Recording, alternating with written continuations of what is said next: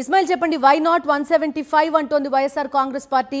ఇవాళ 175+25 అభ్యర్థుల్ని ప్రకటించబోతున్నాయి. ఎలాంటి సర్ప్రైజెస్ ఉండబోతున్నాయి? అదేవిధంగా లాస్ట్ టైం లాగే ఇడుపులపై నుంచే ఈసారి కూడా ప్రకటన ఉండబోతున్నట్టుగా చెప్తున్నారు. మీ దగ్గర అప్డేట్స్ ఏంటి? ఈరోజు మధ్యాహ్నం వైఎస్ జగన్మోహన్ రెడ్డి తన పార్టీకి సంబంధించి 175 మంది అసెంబ్లీ స్థానాలకు ఎవరు పోటీ చేస్తారో వాళ్ళ పేర్లను ఆయన ఈరోజు ప్రకటించబోతున్నారు. At the same time 25 parliament స్థానాలకు కూడా ప్రకటించబోతున్నారు. ఈ ప్రకటన అనేది వైఎస్ జగన్మోహన్ రెడ్డి సమక్షంలో ఒక టాలెస్ట్ బీసీ లీడర్ అయినటువంటి ధర్మాన ప్రసాదరావు, అదేవిధంగా ఒక సామాన్య కార్యకర్త నుంచి ఆయన ఎంపీగా వచ్చినటువంటి నందిగామ సురేష్ ఎవరైతే ఉన్నారో వాళ్ళిద్దరూ జగన్మోహన్ రెడ్డి సమక్షంలో ప్రకటించబోతున్నారు. 2019లో కూడా మనం ఇదే దృశ్యాన్ని ఇడుపులపాయలోనే చూసాం. ఈ రోజు కూడా ఒక లిస్ట్ను వాళ్ళిద్దరు ప్రకటించబోతున్నారు. ఈ రోజు వచ్చేటువంటి లిస్టు చాలా చారిత్రాత్మకమైంది అనేటువంటి ఒక ఆలోచన చర్చ జరుగుతుంది. ఎందుకు చారిత్రాత్మకమైంది? ఇది ఒక సాధారణ పొలిటికల్ లిస్టే కదా అని అందరూ అనుకోవచ్చు.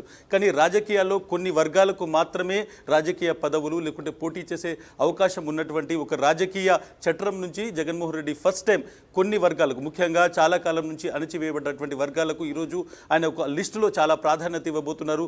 గత 4-5 ఏళ్లలో జగన్మోహన్ రెడ్డి ప్రతి ప్రకటన చూసినా బీసీ, ఎస్సీ, ఎస్టీ, మైనారిటీ వర్గాలకు ఆయన ప్రతి సంక్షేమ పథకంలో, ప్రతి కార్పొరేషన్ పదవిలో ఇచ్చినటువంటి ప్రయారిటీని మనం చూసాం. ఈరోజు కూడా చాలామంది బీసీలకు ఈరోజు దాదాపు అన్ని బీసీ వర్గాలకు సంబంధించిన వాళ్ళకు ఈరోజు సీట్లు వస్తాయనేటువంటి ఒక ఉత్కంఠ ఆలోచన మనకు కనిపిస్తుంది. పార్టీలో చర్చ జరుగుతోంది. ఫస్ట్ టైం కేవలం డబ్బు సంచులతో వచ్చేటువంటి వాళ్ళకు మాత్రమే కాదు, ప్రజాదరణ ఉన్నటువంటి ప్రతి వర్గానికి సంబంధించినటువంటి వాళ్లకు ఈరోజు ఆయన టికెట్ ఇస్తారనేటువంటి ఒక చర్చ జరుగుతుంది. సో మనం ఆయన ఒక లీగ్ నుంచి జరిగి, అంటే ఎప్పుడు వెళ్ళేటువంటి ఒక పాత్ నుంచి జరిగి ఈరోజు ఒక లిస్టు ప్రకటిస్తారనేటువంటి చర్చ జరుగుతున్నటువంటి నేపథ్యంలో సో డెఫినెట్గా 175లో ఎవరెవరి పేర్లు ఉంటాయి. ఇప్పటికే చాలా మందికి సంబంధించి నియోజకవర్గాల సమన్వయకర్తలుగా, ఇన్ఛార్జీలుగా వాళ్ళకు పదవులు ఇవ్వడం జరిగింది.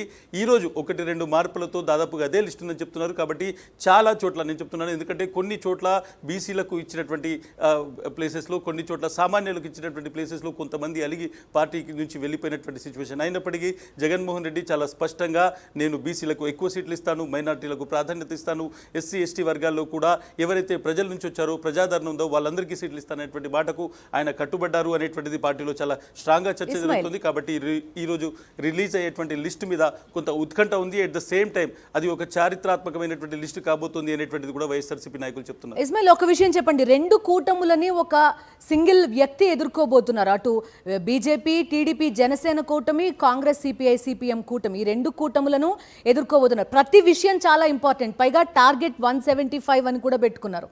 సో అభ్యర్థుల లిస్ట్ అనేది కూడా ఒక ఇంపార్టెంట్ ఆస్పెక్ట్ ఈ టార్గెట్లో. వాట్ డు యు సే?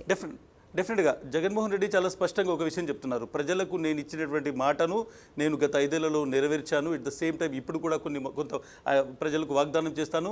దాన్ని నిలుపుకోవడానికి నాకు ఒక టీం కావాలి. ఆ టీంను ప్రజల నుంచే తీసుకుంటాను.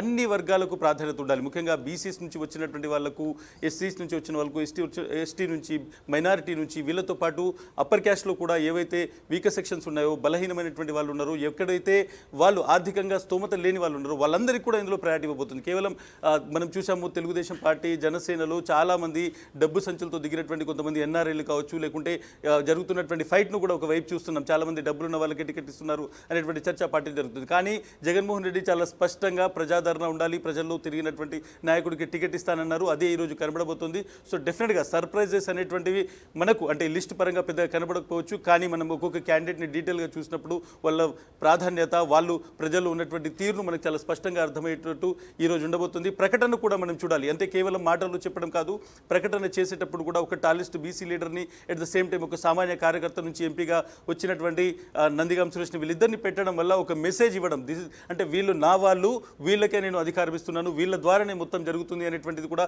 చాలా సింబాలిక్గా ఆయన ఈరోజు ప్రకటన చేయబోతున్నారు. సో డెఫినెట్గా ఇడుపులపాయలో లాంటి ఒక ఆనందకరమైనటువంటి ఉత్కంఠ వాతావరణం డెఫినెట్గా ఉంది. చాలామంది క్యాండిడేట్స్ తమ పేరు కోసం ఎదురు చూస్తున్నారు. మధ్యాహ్నం 1 గంట సమయంలో ఈ లిస్ట్ రాబోతుంది. ఓకే. సో 2019లో ఇటువంటి సర్ప్రైజెస్ చాలా చూసాం. అసలు వాళ్ళెవరో కూడా చాలా మందికి తెలియని పరిస్థితి. వాళ్ళందరూ ఎంపీలుగా ఎదిగారు, మంత్రులు అయ్యారు. సో ఈసారి ఇటువంటివి ఏముంటాయి, అదేవిధంగా ఎవరెవరు ఉండబోతారు, ఇది కూడా ఒక సస్పెన్స్. రాజకీయాల్లో డబ్బు అవసరం లేదు అనే దిశగా ఈసారి కూడా లిస్ట్ ఉంటుందని రిపోర్ట్ చేస్తున్నారు ఇస్మాయిల్.